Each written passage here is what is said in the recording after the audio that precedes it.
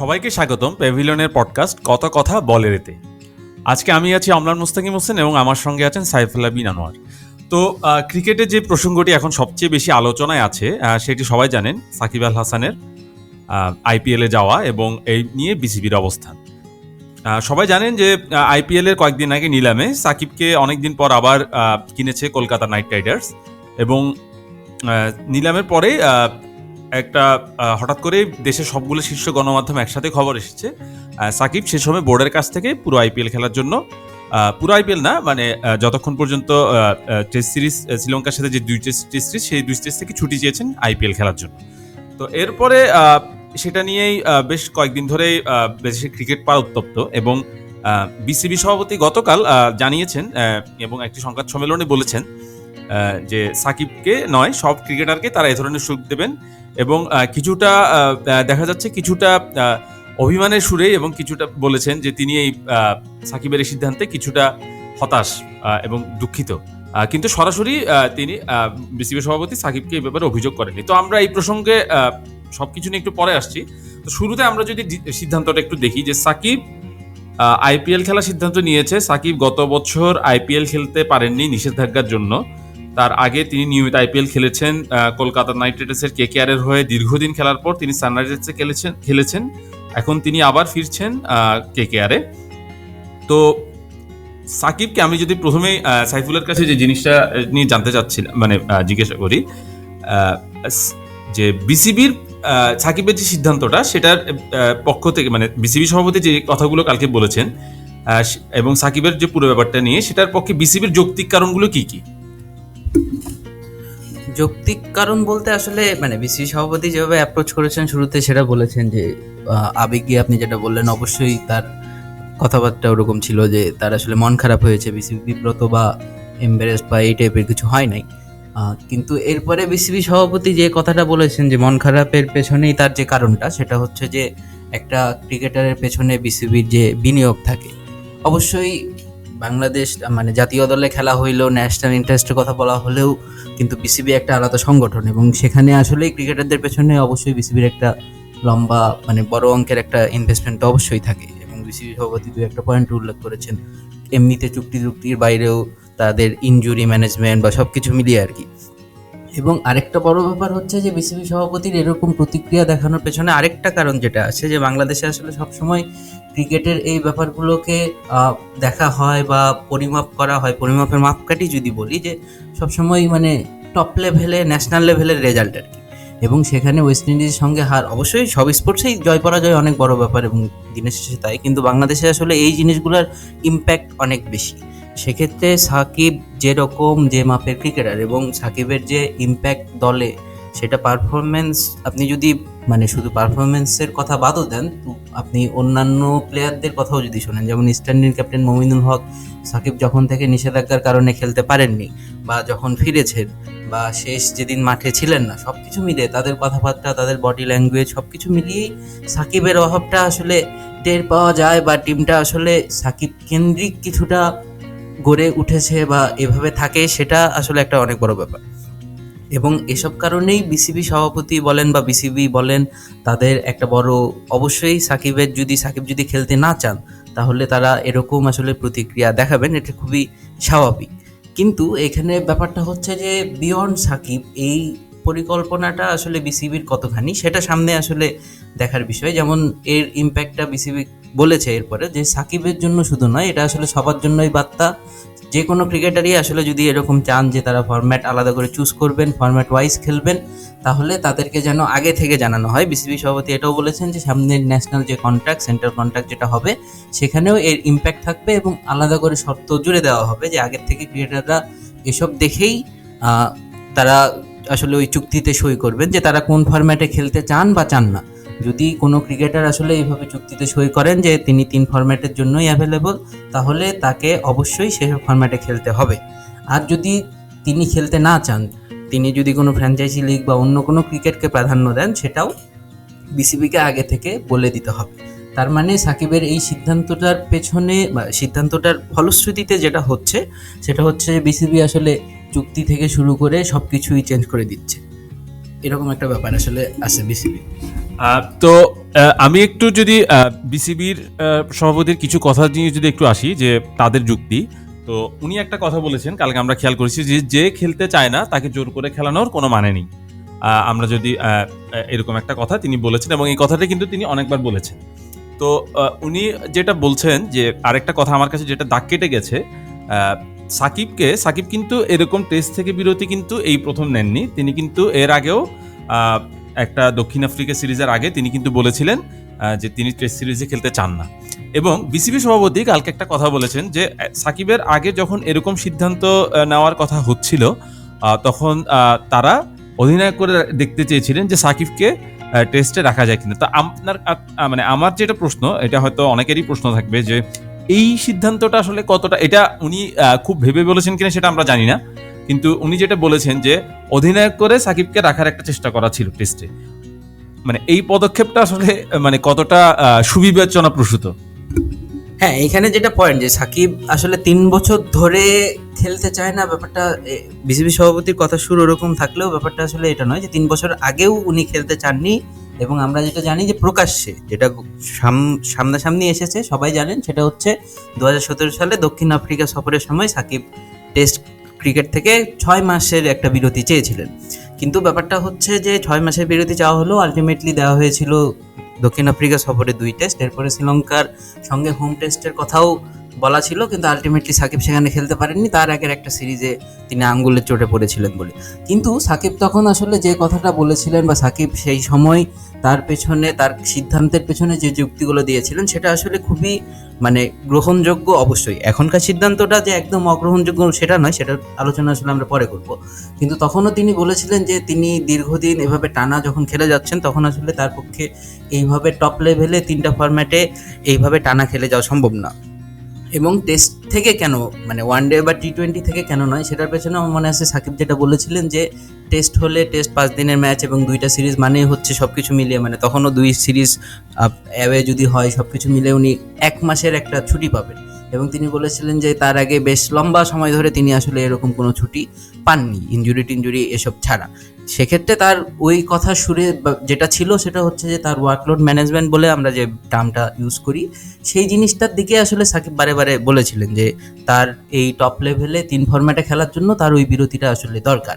কিন্তু এবারের সিদ্ধান্তটার পেছনে আসলে সাকিব এখনো ওই টাইপের কোনো কারণ দেননি, যে তার ওয়ার্কলোড ম্যানেজমেন্ট আসলে কি, তার বয়স সামনেই 34 হয়ে যাবে, তিনি আসলে কতদিন খেলবেন। কিন্তু তিনি বারবারই বলে এসেছেন, বা তখনও বলেছিলেন যে তিনি সবার পরে টেস্ট ক্রিকেট থেকে অবসর নিতে চান। এবং রিসেন্টলি যখন তিনি নিষিদ্ধ ছিলেন, তখনও এক ইন্টারভিউয়ে বলেছিলেন যে তিনি আরও শীর্ষ লেভেলে বেশ কয়েক বছর খেলতে চান।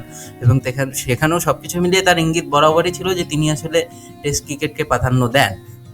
কিন্তু এখানে আসলে বিসিবি সভাপতি যে কথাটা আপনি উল্লেখ করলেন, সেটা যদি আপনি ধরেন যে এরকমই হয়েছে, তাহলে কিন্তু সাকিবের ওই কথার সঙ্গে আসলে মেলে না ব্যাপারটা। তার মানে বিসিবি সভাপতি বা বিসিবি সাকিবকে বরাবরই আসলে একটা এরকম প্রেশার দিয়েছে। সাকিব এর আগেও বলেছিলেন, এবং এর আগেও ধরেন 2014 সালে যখন হয়েছিল, চন্ডিকা হাথুরু সিংয়ে ছিলেন যখন, ওই সিপিএল এ খেলা নিয়ে তার একটা বিতর্ক হয়েছিল, তখনও তিনি মানে কথিত আছে বা ওরকম একটা ইমেল আসলে ফাঁস হয়েছিল সাকিবের দেওয়া চন্ডিকাকে, হাথুরু সিংহকে, যে তিনি আসলে দরকার বললে টেস্টের হয়ে, এই বাংলাদেশের হয়ে টেস্ট মানে এইসব ওয়ানডে বা T20 এরকম ন্যাশনাল টিমে আসলে খেলবেন না।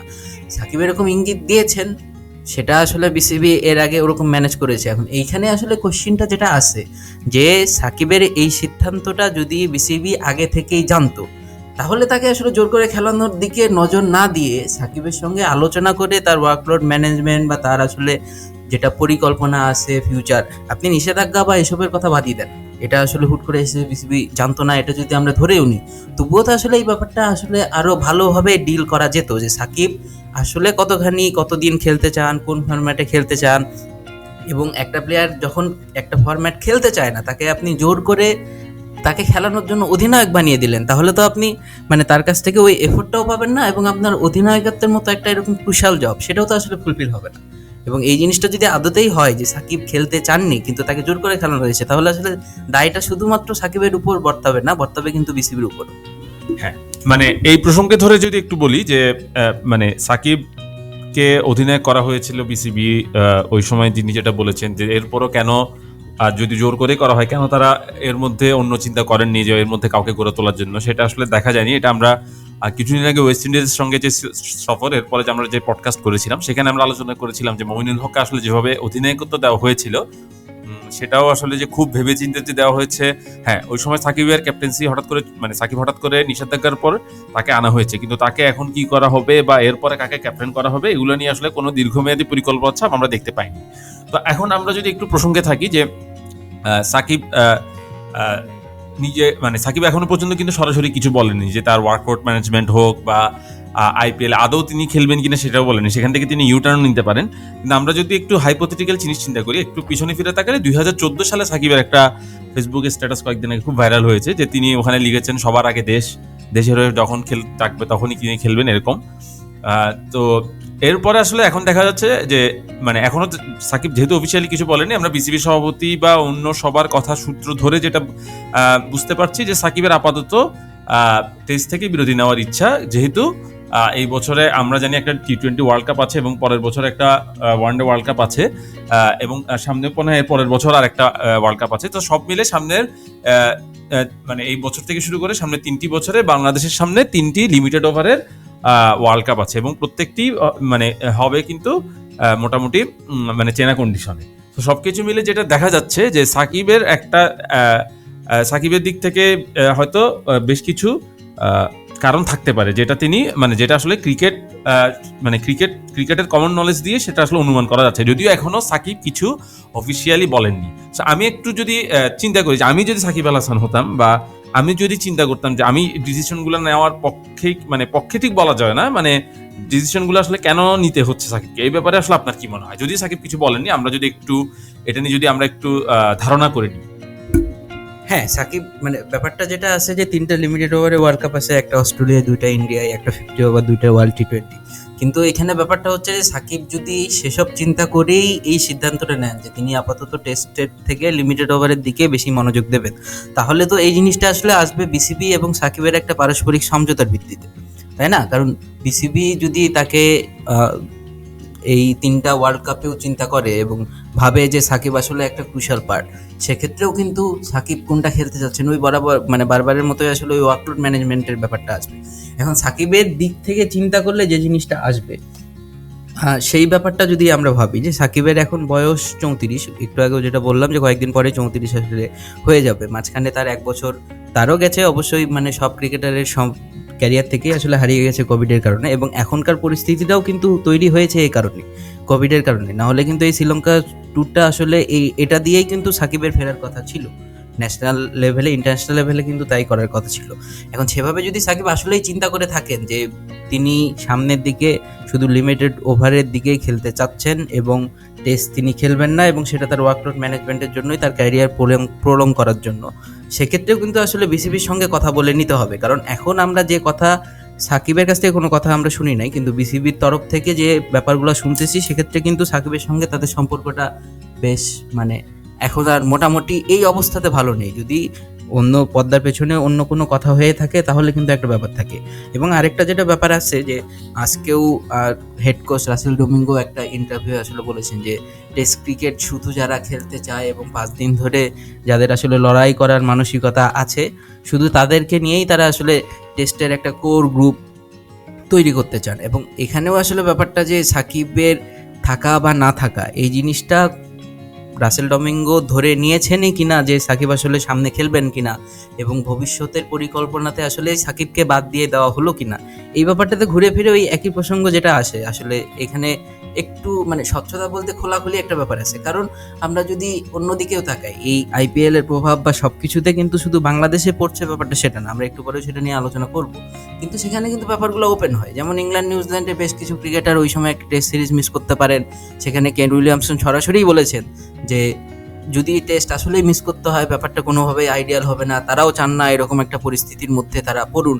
এখন অবশ্যই নিউজিল্যান্ড ইংল্যান্ডের বাস্তবতা আর বাংলাদেশের বাস্তবতা এক নয়, কিন্তু সব কিছুর উপরে যেটা দরকার যে সাকিব আসলে কী প্ল্যান করছেন, কেন তিনি খেলতে চান না, এবং কতদিন আসলে শীর্ষ পর্যায়ে ইন্টারন্যাশনাল লেভেলে বাংলাদেশের হয়ে খেলতে চান, এই বিষয়গুলো আসলে বিসিবির মনে হয় মানে শুধু মন খারাপ না করে সময় এসেছে তার সঙ্গে খোলাখুলি কথা বলে এই ব্যাপারগুলো সর্ট আউট করা। কারণ আপনি যদি আলটিমেটলি কোনো প্লেয়ার খেলতে না চায়, তারা প্রফেশনাল ক্রিকেটার, তাহলে কিন্তু আপনাকে অবশ্যই বিয়ন্ড সাকিব তাকাতে হবে।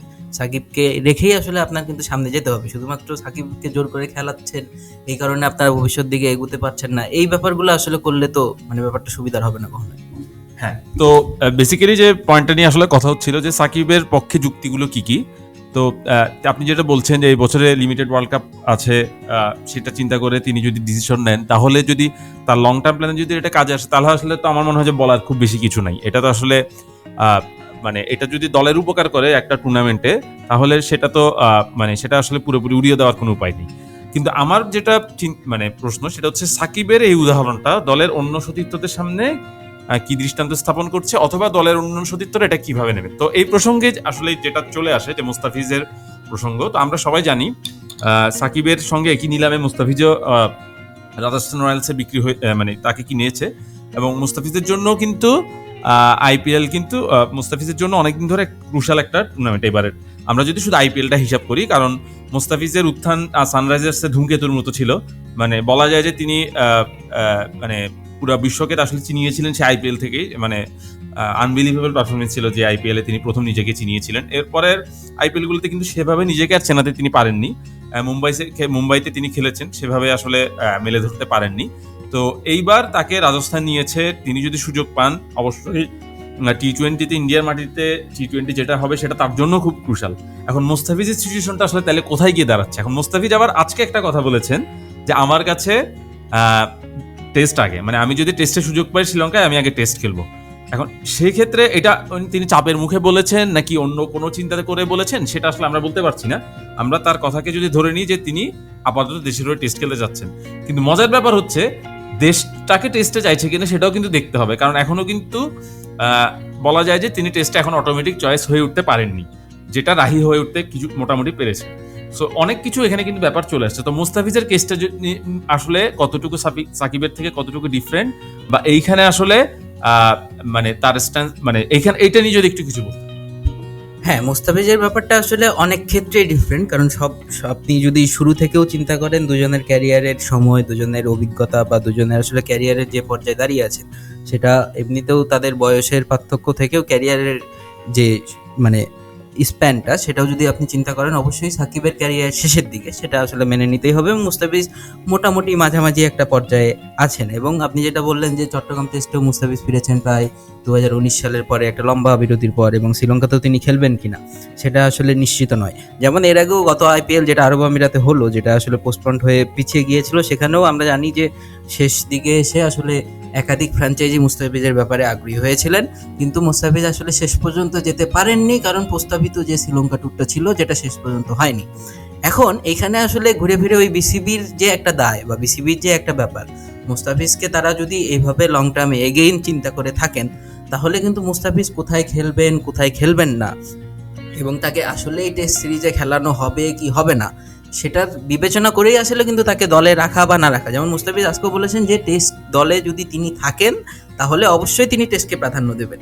কিন্তু ব্যাপারটা হচ্ছে যে আপনি হ্যাঁ শ্রীলঙ্কায় নিয়ে গেলেন, কিন্তু শেষ পর্যন্ত আসলে আপনাদের স্ট্র্যাটেজি যেমন হলো, হ্যাঁ শেষ মুহূর্তে চেঞ্জ হতেই পারে, কিন্তু আপনার লং টার্মে যেটা ব্যাপার আছে যে আপনি আসলে সেখানে গিয়ে মুস্তাফিজকে খেলাবেন কি খেলাবেন না, সেই অনুযায়ী কিন্তু আসলে তাকে স্কোয়াডে রাখা উচিত। এবং বরাবরের মতোই যে ব্যাপারটা সেটা হচ্ছে যে খোলাখুলি তার কাছ থেকেও জেনে নেওয়া উচিত যে তিনি আসলে আইপিএল যদি ওইভাবেই খেলতে চান, এবং বিসিবির যদি সেই সুযোগটা থাকে যে হ্যাঁ তাকে ছেড়ে দেব, কারণ তাহলে যেটা হবে সেটা হচ্ছে যে সাকিবের ক্ষেত্রে যে ব্যাপারটা হয়েছে আমরা যেটা দেখছি যে একটা অস্বস্তির ব্যাপার আছে, সেটা বিসিবির দিক থেকেও আছে এবং সাকিবের দিক থেকেও আছে। সাকিব যদি খেলতে নাই চান, তাকে জোর করে খেলানোটা অবশ্যই উচিত নয়, এবং বিসিবি যদি এটা জেনেই থাকে তাহলে আসলে তার সাথে যেটা বললাম একটু আগে আলোচনা করা উচিত ছিল।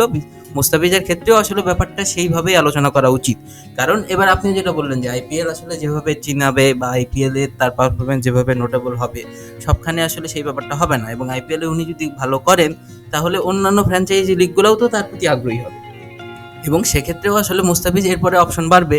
সেক্ষেত্রেও আসলে আপনি মুস্তাফিজকে 3 ফরম্যাটের জন্য বিবেচনা করছেন নাকি আসলে শুধুমাত্র লিমিটেড ওভারের দিকেই চিন্তা করছেন, সেই জিনিসগুলোও কিন্তু আসলে বিসিবিকে ঠিক করতে হবে, এবং সেই অনুযায়ী তার ব্যাপারে সিদ্ধান্তগুলো নিতে হবে। হ্যাঁ, মানে আপনি যেটা বললেন সেটাই আসলে মোদ্দা কথা, যে মুস্তাফিজকেও আসলে নিয়ে বিসিবির আলাদা করে এখন ভাবার সময় চলে এসেছে। কারণ টি-20তে যদি তাকে আসলে এরকম জরুরি হয়, কারণ আমরা সবাই জানি এখন পর্যন্ত তিনি লিমিটেড ওভারে বেশি কার্যকরী, এবং টি-20তে তো আরও বেশি ক্রুশাল। কারণ টি-20 ওয়ার্ল্ড কাপের সামনে রেখে তাকে যদি আইপিএল যদি ফুল সিজন খেলানোর দরকার মনে হয় বোর্ড থেকে, তাহলে তো আমার মনে হয় যে খুব বেশি সমস্যা হওয়ার আসলে কথা নাই, যদি ওই সময় টেস্টে তাকে স্যাক্রিফাইসও করতে হয়। এখন বারবার যেটা বলা হচ্ছে যে মুস্তাফিজের ক্ষেত্রেও কিন্তু একটা, আমরা সবাই জানি যে একটা হাওয়া বা যে টেস্টে তার একটু অনীহা আছে অনেকদিন ধরে, যেটা বলা হচ্ছে। যদিও মানে এর মধ্যে তার বোলিং নিয়ে বেশ কিছু কাজ দেখা গেছে, এগুলো নিয়ে আমরা এখন ডিটেলস না বলি, কিন্তু সবকিছু মিলে হয়তো তার মাইন্ডসেট একটা পরিবর্তন আসলেও আসতে পারে। তো মানে আমরা আশা করবো যে আজকের কথাটা তিনি চাপের মুখে বলেননি। তো আমরা যদি এখন একটু ব্রডার স্কেলে যাই, যে সাকিব বা মুস্তাফিজের এখন যে ব্যাপারটা, যে আইপিএল এ ওরা আইপিএল হয়তো এমন হতে পারে যে বাংলাদেশ আইপিএল এ শ্রীলঙ্কাতে টেস্ট খেলছে, ওরা ওই সময় আইপিএল এ খেলছে, এই জিনিসটা কিন্তু এখন ওয়ার্ল্ড ক্রিকেটে অনেকটুকু নর্মালি হয়ে গেছে। কিন্তু তারপরও এখনো এই সিজনে আইপিএল এ এরকম পরিস্থিতি হয়তো আরো কিছু হওয়ার সম্ভাবনা আছে,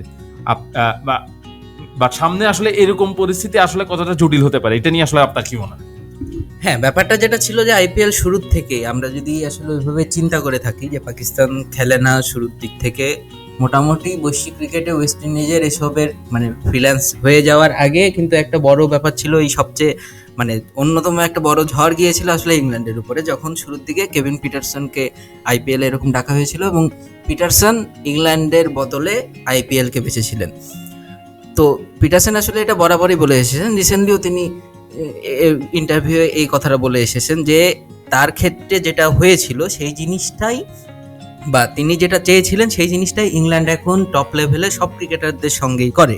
যেমন আমরা একটু আগেও বললাম যে নিউজিল্যান্ডের সঙ্গে সিরিজে এটা আবারও হতে পারে, কারণ এই ব্যাপারটা হচ্ছে যে বর্তমান সিচুয়েশনটা এমন হয়ে গেছে। এমনিতে জেনারেলি টপ লেভেলে ওই পাকিস্তান বা এরকম দুই একটা কান্ট্রি ছাড়া সবার ক্ষেত্রে এফটিপিতে কিন্তু একটা আইপিএলের জন্য অঘোষিত অলিখিত একটা উইন্ডো থাকে।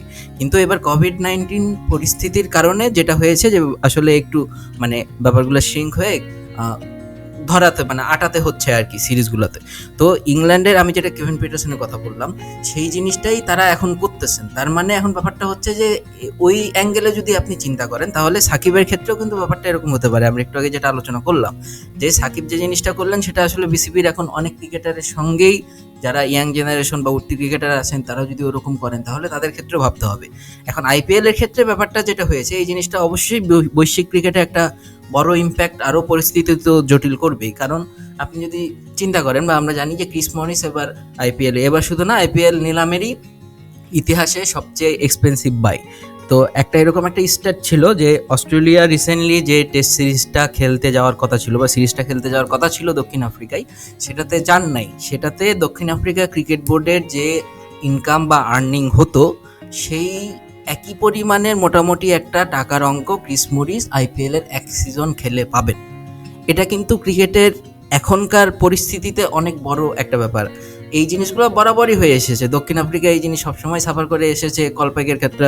কলপাইকের ক্ষেত্রে বরাবরই তাদের একটা এরকম আঘাত আসে। ওয়েস্ট ইন্ডিজ ক্রিকেটের অনেক ব্যাপার স্যাপার ওলটপাট হয়ে গেছে, কিন্তু এই বাস্তবতা আসলে উপেক্ষা করার সুযোগ নাই। এখন কোনো ক্রিকেটার যদি ওইভাবে প্রফেশনালি ব্যাপারটাকে শুধুমাত্র ওই জিনিস ক্যারিয়ার হিসেবেই দেখেন এবং ওইভাবেই চিন্তা করেন যে আমি আইপিএল খেলে এক মাসে এত টাকা পাবো, এবং ব্যাপারটা হচ্ছে যে আইপিএলও কিন্তু এমন খুব লার্জ স্কেল, অবশ্যই হ্যাঁ একটা বড় টুর্নামেন্ট, কিন্তু আপনি যদি চিন্তা করেন যে কজন বিদেশি ক্রিকেটার আসলে খেলতে পারেন বা কজন আন্তর্জাতিক ইন্ডিয়ার বাইরের ক্রিকেটাররা আসলে সেখানে সুযোগ পান সেই হিসেবে, এবং আইপিএল কিন্তু খুবই একটা ছোট বলতে আসলে দীর্ঘ পরিসর অন্যান্য ফুটবল বা অন্যান্য খেলার যে লিগগুলো হয় সেই হিসাবে কিন্তু আইপিএল অত দীর্ঘ পরিসরের আসলে লিগ নয়। সেক্ষেত্রে ব্যাপারটা হচ্ছে যে এই শুধুমাত্র এটার জন্য, এবং নিলামে আসলে কার দাম কখন কিভাবে উঠবে, কোন পারফরমেন্সের ভিত্তিতে তারা আসলে পাবেন, এই জিনিসগুলো তো মোটামুটি এভাবে কোনোভাবেই শিওর না। তো এই জিনিসগুলোকে আসলে ক্রিকেটের বা সব বোর্ড সব কিছুকে এবং ইন্ডিয়ারও সবাইকে মিলেই আসলে একটা সর্ট আউট বা একটা ব্যাপারে আসতে হবে। এবং সেই সময়ে যদি আইপিএলই সবচেয়ে বড় বাস্তবতা হয় যে হ্যাঁ আইপিএলে কেউ সুযোগ পেলে অবশ্যই তারা ন্যাশনাল ডিউটি বা এসব টেস্ট ক্রিকেট এসবকে চিন্তা করবেন না, তাহলে কিন্তু ব্যাপারটা ডিফারেন্ট। কিন্তু ব্যাপারটা আসলে এখনই ওই বাস্তবতার সামনে দাঁড়িয়ে আছে ব্যাপারটা কিন্তু তাও নয়। কারণ আপনি এটার দিকে আসলে খুব ভালোভাবে বুঝতে পারবেন ইন্ডিয়ার রিসেন্ট অস্ট্রেলিয়া সিরিজে তাদের এই জয়টাকে তারা যেভাবে দেখছেন। তার মানে কি, তার মানে ইন্ডিয়া এখনও টেস্টকেই ওইভাবে ট্রিট করেন। তো যেই দেশের লিগ হচ্ছে, যেই দেশে খেলা হচ্ছে, তারাই যদি ওইভাবে টেস্ট ক্রিকেটকেই পিনাকল মনে করেন তাহলে আসলে অন্যান্য দেশের সেট আপও আমার মনে হয় এখন পর্যন্ত ওরকমই থাকা উচিত। হ্যাঁ, মানে আপনি যেটা বলছেন যে যত যাই হোক টেস্ট ক্রিকেট পরবর্তী এখনো ক্রিকেটের সবচেয়ে বড় যে প্রায়োরিটি যে ব্যাপারটা, এটা আসলে মোটামুটি সবগুলো বড় দেশই আসলে এখন পর্যন্ত তাই মনে করে, এখনো আইপিএল এর বাস্তবতাকেই মাথায় রেখে। তো আমরা যদি এখন বৈশ্বিক ক্রিকেট থেকে একটু বাংলাদেশের ক্রিকেটের দিকে তাকাই, যে বিসিবি সভাপতি বারবার বলেছেন যে অন্য ক্রিকেটারদের ক্ষেত্রেও তিনি এই দৃষ্টান্তটি অনুসরণ করতে চান, যেটা আসলে মানে যখন যে কাউকে জোর করে খেলানো হবে না। কিন্তু এটা আসলে মানে বাংলাদেশের ক্রিকেট, প্রথম কথা হচ্ছে এটা আসলে কথার কথা কিনা, এবং দ্বিতীয় কথা হচ্ছে এটা যদি কথার কথা না হয়, এটা যদি আসলেই মানে মিন করে বলেন বা এই ডিসিশন যদি আসলেই পুরোপুরি নিয়ে থাকেন তারা, এবং এই ডিসিশন যদি স্ট্রিক্ট থাকেন, তাহলে এটা বাংলাদেশের ক্রিকেটে কিরকম ইম্প্যাক্ট ফেলতে পারে? হ্যাঁ, এখানে একটা ব্যাপারটা হচ্ছে যে বাংলাদেশ ইম্প্যাক্ট করার আগে দেখতে হবে বাংলাদেশ কোন ফরম্যাটকে কিভাবে দেখে। সেটা বাংলাদেশ বলতে বিসিবি কিভাবে দেখে বা ইয়াং জেনারেশন কিভাবে দেখে, তারাও টেস্ট ক্রিকেটকে আলটিমেট মনে করে কিনা বা টেস্ট ক্রিকেটকে প্রাধান্য দেয় কিনা। আমরা বরাবর বলছি যে সাকিব টেস্ট ক্রিকেটের উপরে আইপিএলকে প্রাধান্য দিচ্ছেন, কিন্তু আমাদের আসলে যে বিগ কোশ্চেনটা এখানে আস্ক করতে হবে সেই ব্যাপারটা হচ্ছে যে বিসিবি আসলে টেস্ট ক্রিকেটকে কতখানি প্রাধান্য দেয়। তারা লিমিটেড ওভারে সাকসেসকে বা লিমিটেড ওভারে সাফল্যকে বা এই মাপকাঠিতে যেভাবে বিচার করে, টেস্ট ক্রিকেটটাকে সেভাবে করে কিনা, এবং সেটা করলে টেস্ট ক্রিকেটের জন্য, যেমন রাসেল ডোমিঙ্গো আজকেও বলেছেন ওই সাকিবের ইন্টারভিউ, মানে সাকিবকে নিয়ে কথা বলার সময় যে ইন্টারভিউ দিয়েছেন সেখানেও বলেছেন যে বাংলাদেশের টেস্ট কালচার আসলে বদলাতে হবে, এবং এই ওয়েস্ট ইন্ডিজের সঙ্গে হার বুঝিয়ে দিয়েছে যে বাংলাদেশ টেস্ট ক্রিকেট থেকে আসলে কত দূরে সরে গেছে, বা টেস্ট ক্রিকেটে যে স্ট্যান্ডার্ড থাকা উচিত সেখান থেকে বাংলাদেশ আসলে কত পেছনে পড়ে আছে। তো এই ইয়াং জেনারেশনের যে ব্যাপারটা, ঘুরে ফিরে ব্যাপারটা আসলে ওইটাই, যে ইয়াং জেনারেশন আসলে কিভাবে দেখে। এখন সাকিবের এই জিনিসটা কোন বার্তা দেবে, বিসিবি বার্তা দিচ্ছে সবাইকে, সেটা ঠিক আছে, সেটা মিন করেও যদি বলে, কিন্তু এই সিদ্ধান্ত, সাকিবের সিদ্ধান্ত এবং সাকিবকে নিয়ে বিসিবির যে ব্যাপারটা, সেই জিনিসটা আসলে ইয়াং ক্রিকেটারদের কাছে আসলে কোন বার্তাটা যাচ্ছে সেটা কিন্তু একটা ক্রুশাল পয়েন্ট। কারণ আপনি আলটিমেটলি যদি ওই ঘরোয়া ক্রিকেট বা লঙ্গার ভার্সনের ক্রিকেটকে আপনি যদি এইভাবে লুক্রেটিভ করে তুলতে না পারেন, তাহলে কিন্তু এসব ঘটনা হবে। আজকে সাকিবের সাথে হয়েছে, কালকে মুস্তাফিজের সঙ্গে হবে, ভবিষ্যতে অন্য কোনো যে কোনো ক্রিকেটের সঙ্গে হবে।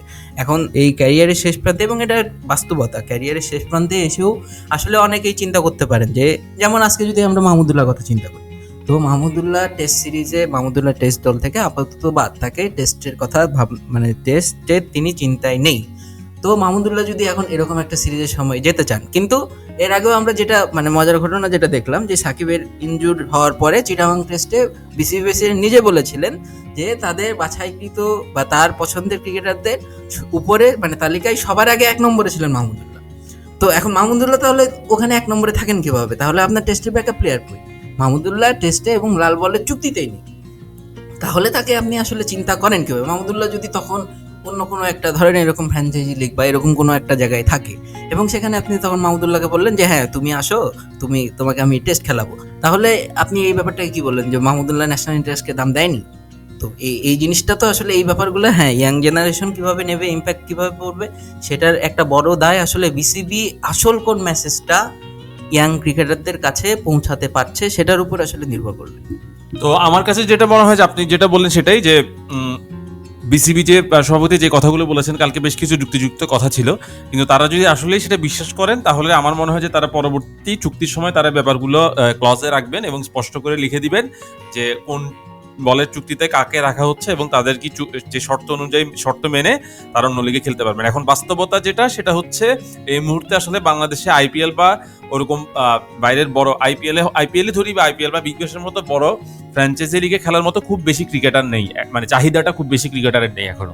তো এটা হচ্ছে বাস্তবতা।